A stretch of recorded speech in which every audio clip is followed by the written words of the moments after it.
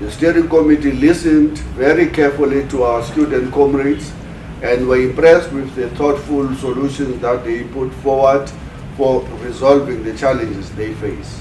For example, on the vexed questions of where the resources were to come from, we were united in believing that the resources can and must be liberated by a range of measures, including by not taking decisive steps to end massive illicit cash flows.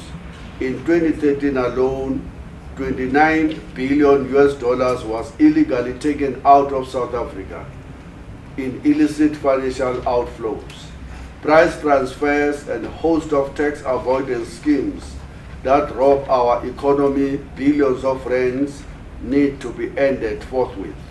By abandoning neoliberal economic policies and its austerity budgets during what we called the 1996 class project government, expenditure was at 13.5% above inflation by 2008. Today, the expenditure has declined to 1.3% above inflation in the 2015-2016 financial year. That does not consider the population growth of 1.7% a year. Per person, then government spending is actually going down. That is why government is reducing subsidies to universities and even local government. A more progressive taxation system that will shift the burden to those who can afford. By properly addressing the 150 billion rands that the Auditor General has calculated is corruptly stolen from the state coffers every year. By realigning the expenditure away from projects that will not meet the basic needs of our people, including the trillion rand nuclear program. By arresting billions worth subsidies and bailouts that are paid to state-owned enterprises because of poor and unaccountable crony management, not to mention the cost of state capture and the channeling of state resources into private hands in the name of private and public partnerships and other misguided consultancies.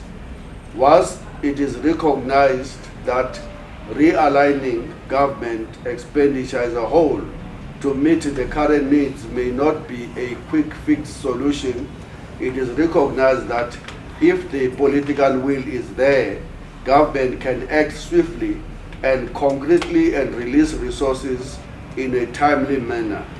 The failure of the Ministry of Higher Education in this regard has to be noted.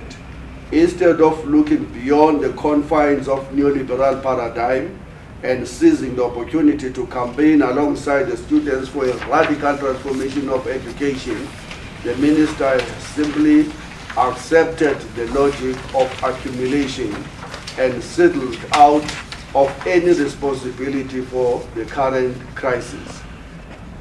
He has attempted and failed to use the strategy of collusion and elements of the student movement by forms of so-called consultations.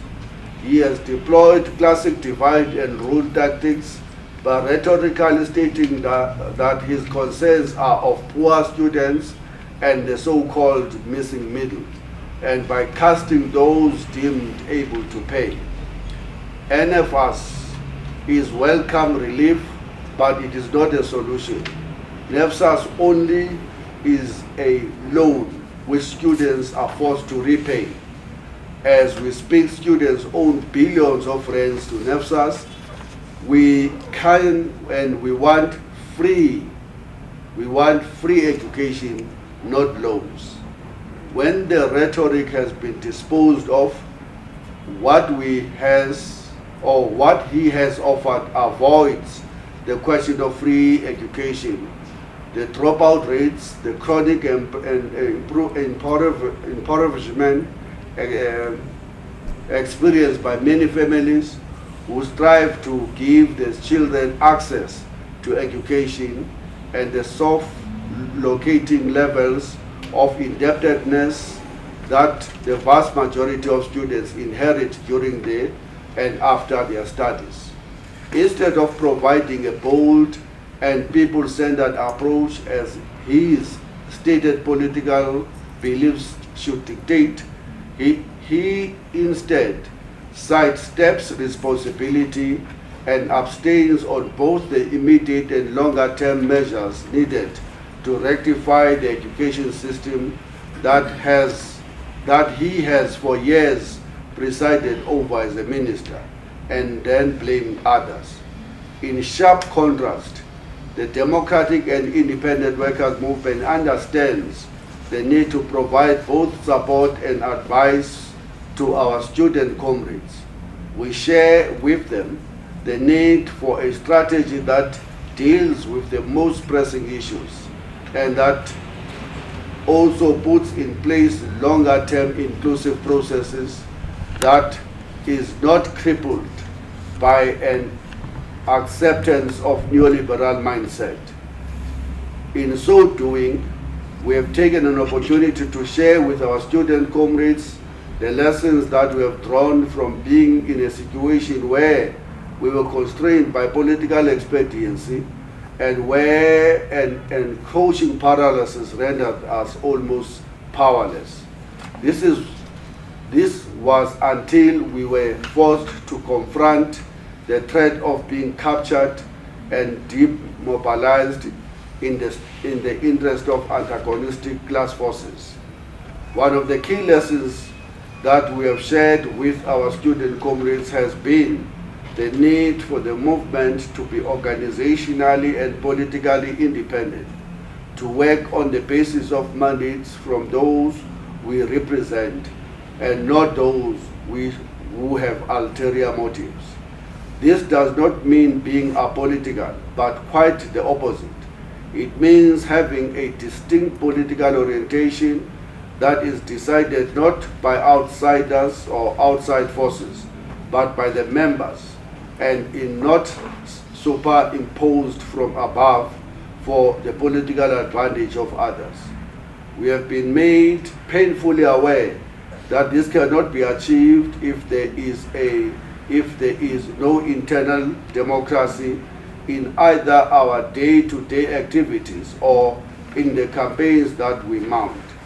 Internal democracy is not a desirable extra, but an absolute essential prerequisite for strong organization, committed and accountable leadership, of course, the widest possible ownership and involvement of those we strive to represent. For these reasons, we have pledged our full support to the Students' Campaign for Free Education. In our view, fees must be removed along with the neoliberal policies that need them there.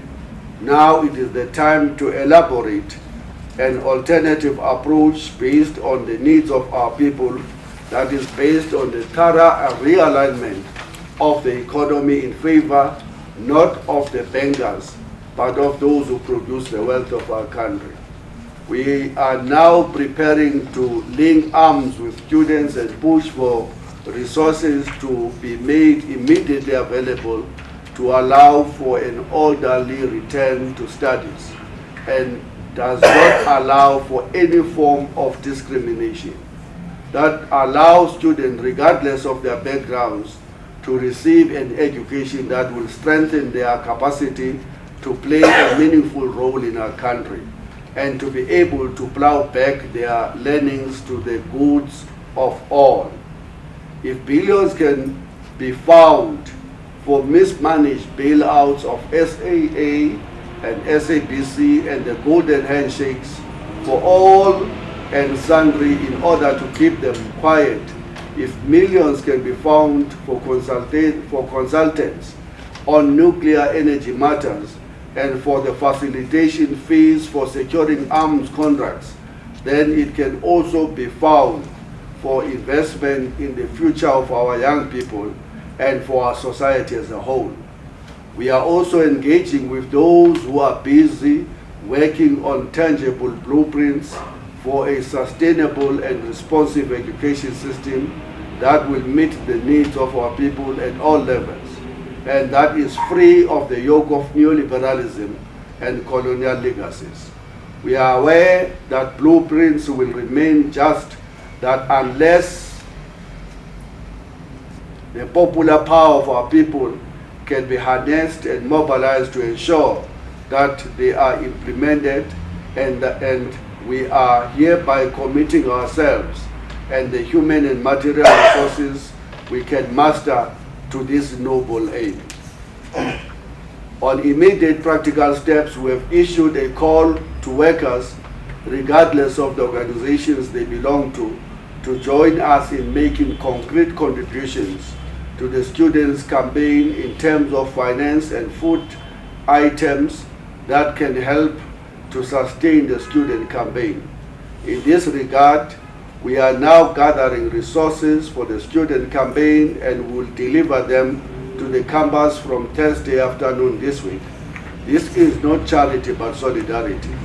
In addition, we'll be joining marches, pickets, and lending our considerable organizational experience to ensure that links between workers and students and poor communities are strengthened to ensure that students are not isolated or marginalized. This is the least we can do to support those who represent all of our future.